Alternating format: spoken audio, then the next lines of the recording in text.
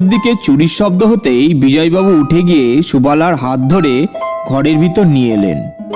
আমি সুবালাকে বসতে জায়গা করে দেবো বলে সরে উঠে যাচ্ছি।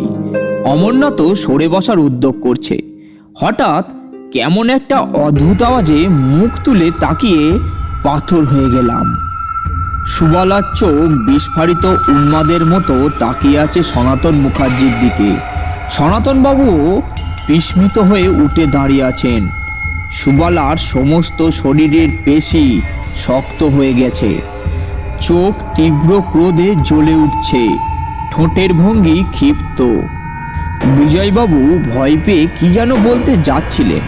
তার মনের অবস্থা সহজেই অনুমান করা যায়। অনেকদিন মেয়ে এমন করেনি, একেবারে সেরে গিয়েছে এই ভরসায় বিয়ের ব্যবস্থা করছিলেন। আজ এত বছর পরে আবার সুবালার এমন হবে